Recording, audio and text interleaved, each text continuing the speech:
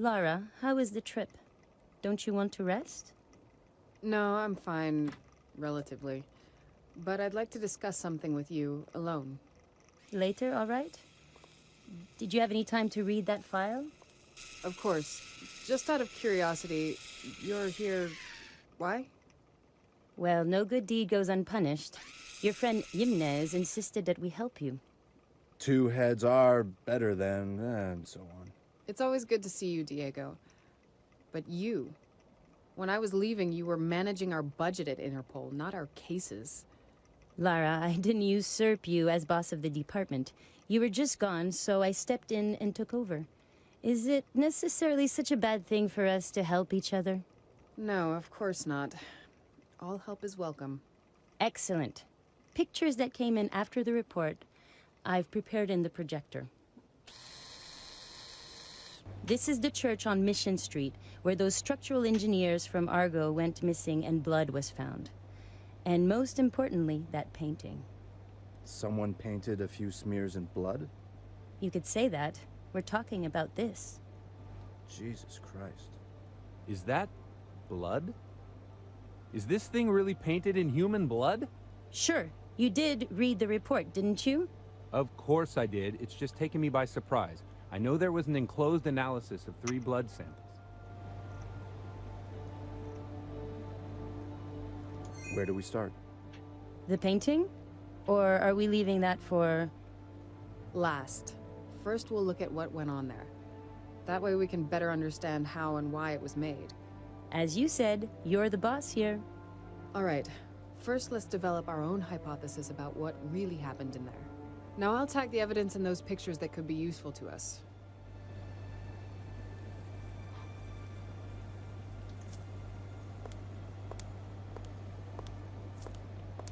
This is used to control the projector.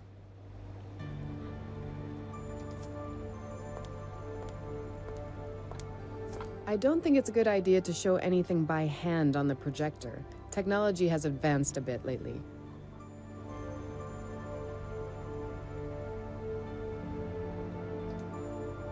Something in that painting is familiar to me, but where did I see it? Well, I suppose that you've seen hundreds of paintings in your work. No, not like that. This is different.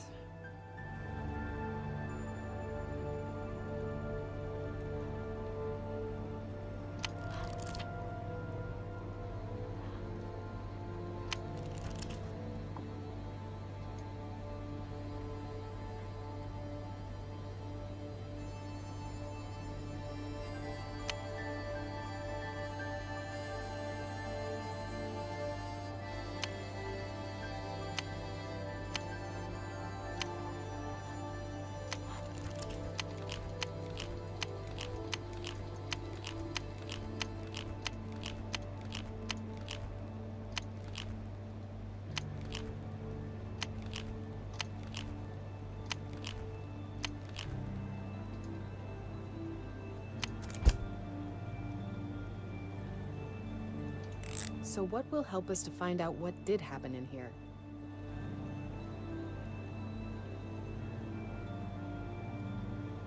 That painting is fascinating, but we're looking for something else now.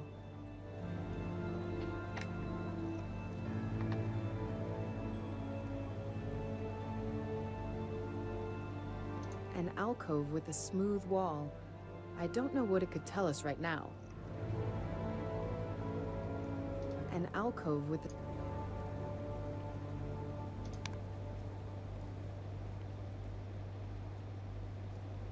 And what about that helmet? The victim could have worn it on his head, and when falling to the floor, the helmet fell and spinned off. I can't imagine that.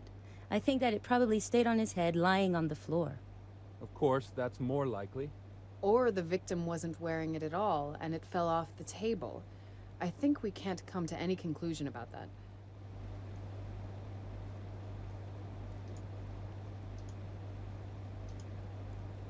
There are tools on the table. It seems like stuff commonly used by structural engineers. It seems to be bloodless in the photo. Anyway, we're not interested in it right now. The blood, the overthrown chair, We probably agree that there's some story behind it. I looked at it too, but what do you want to find there? It seems that one of the victims was sitting at the table and then either overthrew the culprit or hit him on the back with the chair, knocking them down. Exactly, and that blood smear is perhaps from dragging the person off the chair. There is no blood around. The chair stayed as it fell. I suppose that the victim was not defending himself after the fall, possibly even dead beforehand. Shouldn't there be more blood? Very good question. Maybe the wound was covered by something. Bleeding into the clothing? No, maybe you're not seeing this clearly, but there are some tiny spots on the table. I think it's blood too. And that means...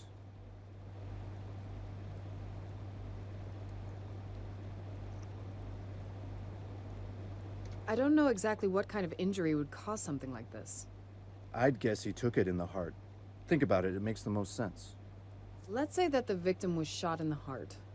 The blood would spurt once or twice from the wound. That could be on the table, then the heart stopped beating. So it would make the blood stop circulating and the bleeding would stop almost immediately. Yes.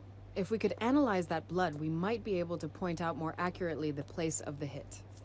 Don't you want to take this to pathology? These things are well known. Non-oxygenated blood is dark. Oxygenated is light. That's how you know which ventricle it comes from.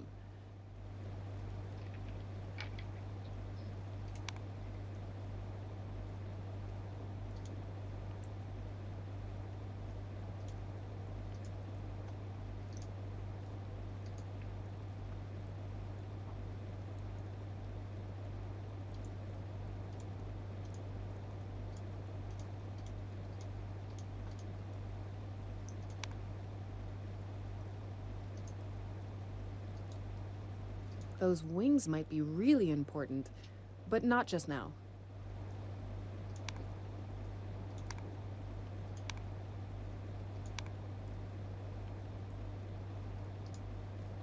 Those prints are really interesting, but I'm looking for something else. There's an open Bible lying on the ground. Can it be important? Not now. I don't think that the cross can tell us anything important right now. There's a lot of blood here. The perpetrator left the victim to lie here for a long period of time.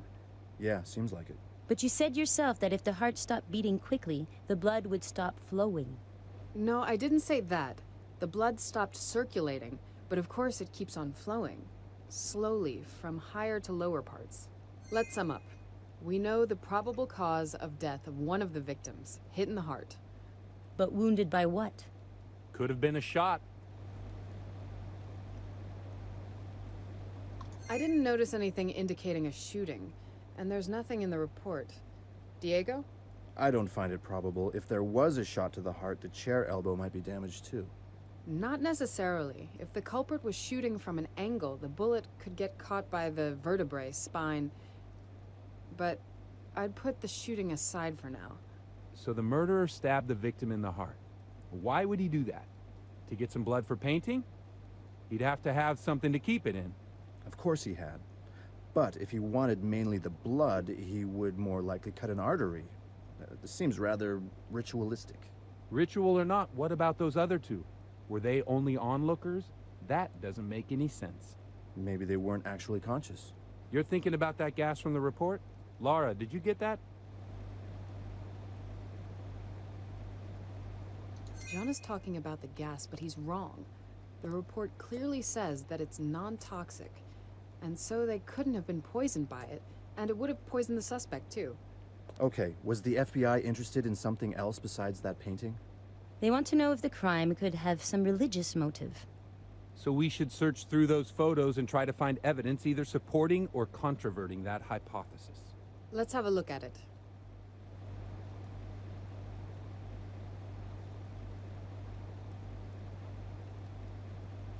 It looks like a decorated cross, doesn't it? You could hardly find a more distinctive religious symbol. You're right, but I think that doesn't prove anything. Someone just moved a cross here that could have been damaged during the earthquake. Yes, I'd agree that it's not related. If I'm not mistaken, this open book is a Bible, definitely a crucial sign. And how do you know that it hadn't been lying there before the crime? You think that the offender left it there? Do you see that blood? It seems that it's even under the Bible. It's obvious that the Bible fell on the floor after the blood was already there. You're probably right.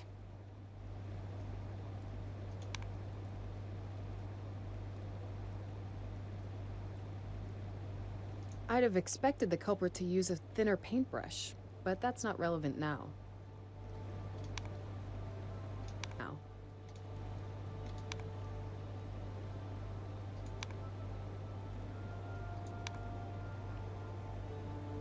This figure has wings. Sure, quite clearly visible ones.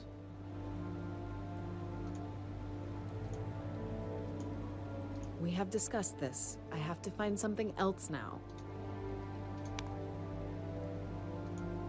The lily is quite a common symbol in medieval paintings. Not that it helps us now. More wings. An angel? Most likely. And here. No need to comment on what is obvious. A third pair of wings, and that fourth figure has them too. As I said, angels. 4 different angels. Lara, why are you looking like that? These are not 4 different angels. I can see that now. These are angels from 4 different paintings with an Annunciation theme. Not one painting, but part of 4 different ones. Are you sure? How do you know? Max painted a copy of one of them. That's why it was familiar to me. I can remember the other 2 now. I've seen them before in other paintings, and the last one won't be an exception. Annunciation. So the angel, that's probably Gabriel. Archangel Gabriel? The guardian angel? According to recent interpretations, but according to the Old Testament, this is the Archangel Gabriel, the angel of death. That doesn't sound good. At least not for those missing engineers. No, it doesn't. Max dreamed of him often. But that was before the... Lara, if you want, we can take a break. No need, thanks. I was just thinking. So, let's sum up. We have that painting consisting of parts of 4 other paintings with religious themes, and the culprit used a Bible after the crime. Maybe it's part of it. In my opinion, this is quite clear evidence that religion figures significantly in this. Excellent, Lara. Really good work. Can we get on with the important work, or should we just congratulate ourselves? That painting. It's really strange, isn't it? Have you noticed that there are more detailed areas? Some touches are quite thin and precise. And why is it strange that he painted some stuff in detail? You have to look more closely. I'll show you.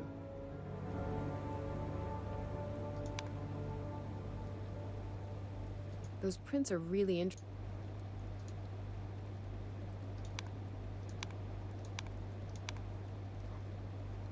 That painting is...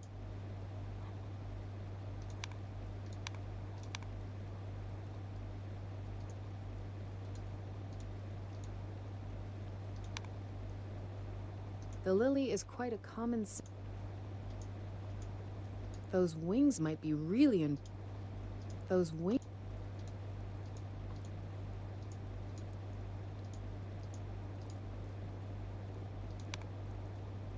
We have discussed this.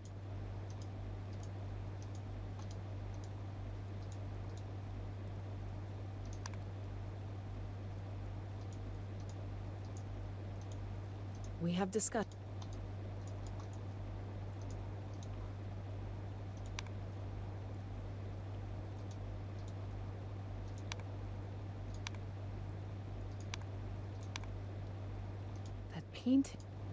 That painting, and out.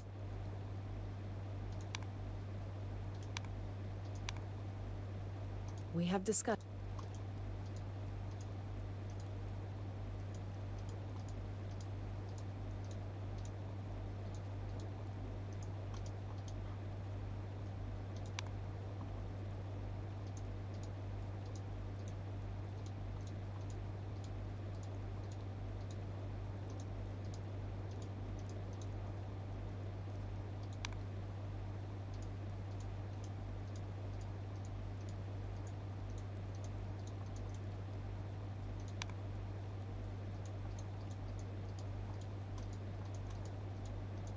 We have...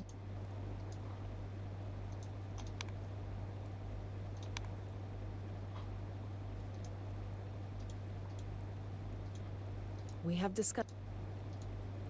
We have discussed... We have discussed... Jean, do you see that brush? That thick and rough brush? Would you use it for this painting? Even more the composition. Added to that an amazing visual memory. Whoever painted this was pretty talented and experienced. It definitely was not their first painting. But there's still something strange about it. Besides the fact that some madman painted it, with human blood.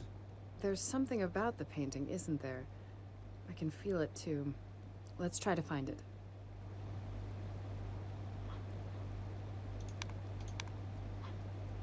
That paint...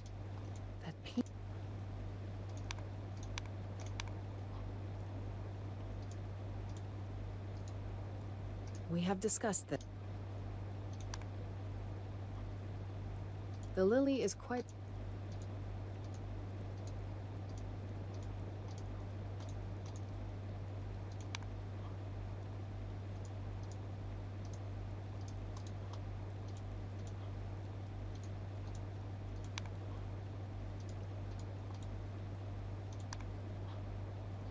Those handprints.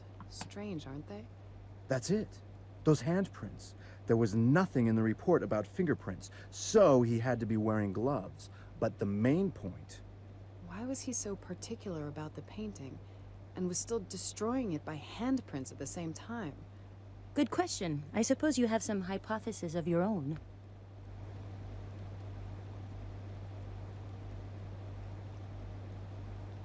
I'd say that the culprit had to support himself while working. Maybe he was weak, maybe under the influence of psychotropic drugs. I don't agree with you on this. Did you notice how pronounced those prints were? Do you think that he was painting while having both hands heavily covered in blood? And there are prints of both hands. If he was holding a brush in one, there should be a print of only one palm. Damn it. I think that you're wrong about this, Lara. I'd say that he left those prints there on purpose. Thanks a lot, I don't know why, though, but there was some purpose in it. I agree. So we found out a few things. Do you have any other ideas? Maybe the placing of that painting. It could be significant somehow. You think? I think he found a piece of blank wall and painted it there. I think it's too complicated. I'll show you something in those pictures.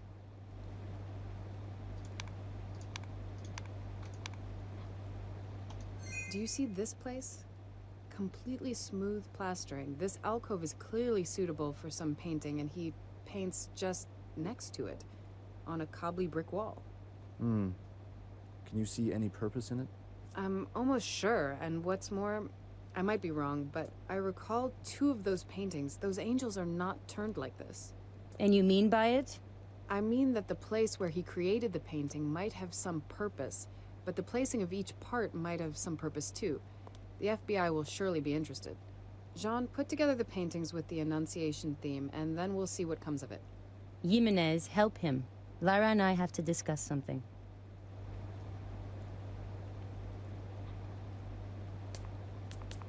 Great. We finally have some time to talk. Lara, Diego has told me about your letter of resignation. Are you really sure you want to do that?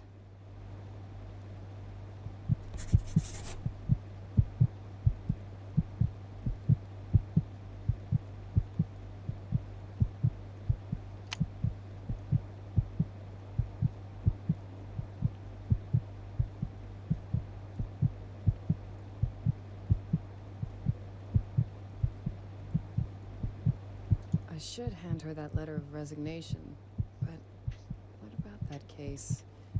What about that strange, intrusive feeling it has something to do with Max? Maybe I should continue with the investigation, to see where it leads me. I should wait before quitting, even more so because of that strange case. But is there any point in going on? The memories of Max will haunt me forever here. No, I've thought better of it. For now, if nothing more, I want to see this case solved. It's the right decision, really. You know, we two won't ever be the best of friends. Your methods are a little unorthodox too often for my taste. But they bring results.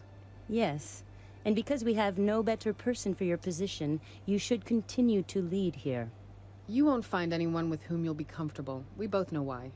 As you're speaking openly, so will I, Lara.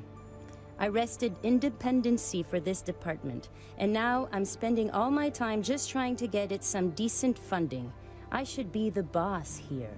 None of us has everything we want. You're right.